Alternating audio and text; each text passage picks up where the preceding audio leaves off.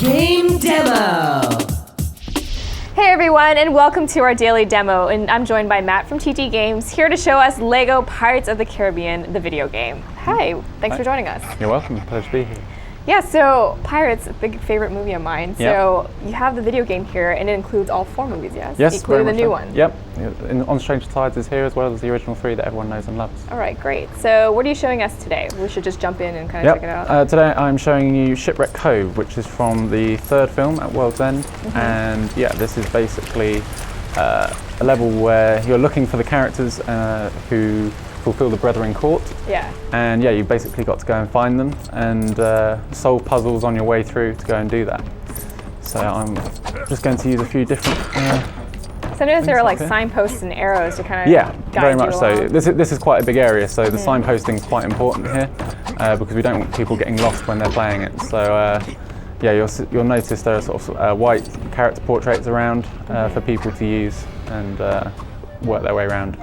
This is a traditional Lego puzzle, but with dancing and music. So yeah, you basically just have to follow the lady's lead. Disco. Exactly, pirate disco.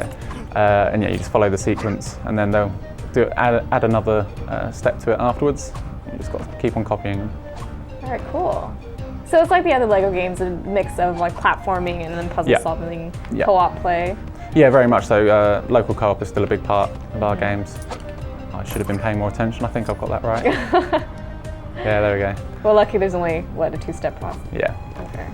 But yeah, this is a good example where if you're playing in co-op, this is quite a good little puzzle to do with a friend. Yeah. Oh, fun. So I like the area. It's very piratey, I guess. Yeah. All the lighting and the mood. The atmosphere is all there. We've improved all the lighting in the game. And yeah, while it's obviously still got all the Lego in the environments, the real world sort of scenery behind is much more detailed than in some of our previous games. Yeah. Now I've done that one, I'm just going to hedge. I love Jack's walk. Yeah, we spent a lot of time making sure that Jack looked authentic, so I'm just going to jump all the way down here. Swagger.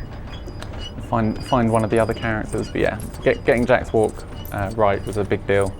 So we feel we captured the essence and the humour of it. So how about the other characters? Any standouts? I thought Barbosa's a good character. Davy Jones is obviously a very good character. He looks cool. But yeah, they're all quite sort of got their own unique personalities. And yeah, there are 70 characters in the game. And yeah, they all have different abilities that you can use to solve all the puzzles.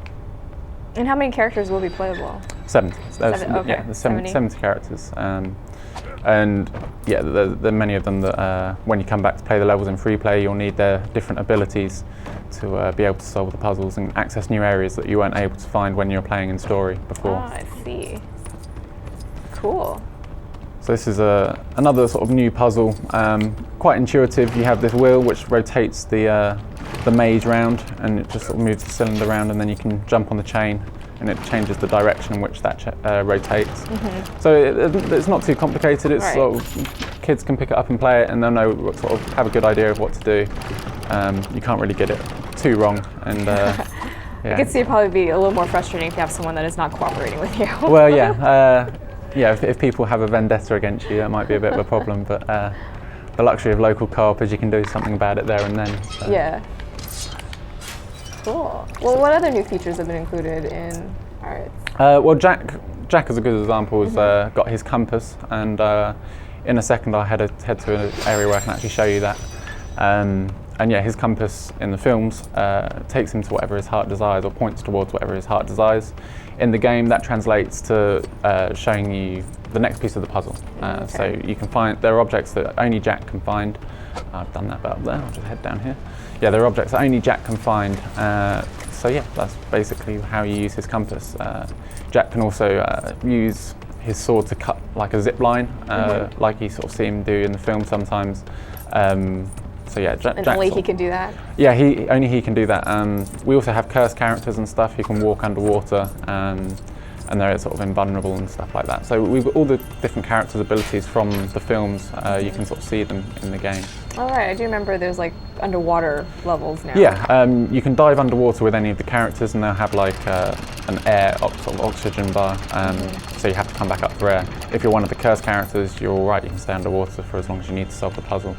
So that's a sort of good thing for if you're playing in free play. You can come back as one of those characters. It makes everything a bit easier. We have cannons. This is quite a short range example of where you need to use a cannon, but the cannon blows up silver Lego, like sort of the theme in the Lego games. Okay. So yeah, explosions blow up the silver Lego. In this case, the locks, so you're able to progress through. If I jump down here, So there will be cannon fighting. there are plenty of cannons in this game. Yeah. I'll just drop that torch, and then I can show you Jack's compass. Okay. Yeah, that's a sort of placeholder item at the moment. That'll be a picture of a wig, as that's what we're currently looking for. But then once you choose the item on his compass, those footsteps will appear and the tornado will take you to X marks the spot, as is traditional with finding treasure. Yeah. And then a wig will appear, and I can put that down on that arrow. Awesome. I can push this into the wall and get another one of the wigs. So how was it like designing these environments to try to keep it all piratey and with the theme? But we take a lot of time to look at the source material because we want to make authentic games. This is a Pirates of the Caribbean game. And whilst all the Lego sort of adds the humour and puts a sort of a comic spin on the content, we want to make sure that it feels like a pirate game. So all the swashbuckling and sort of buccaneering that you'd expect with a Pirates game is in there, and you're able to enjoy that. Did you ride the Disneyland ride multiple times to get the... Sadly, I haven't personally. It appears I am missing out. The new one's pretty fun.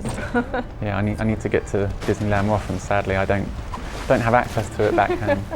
So I've just fallen off there. I have to change character.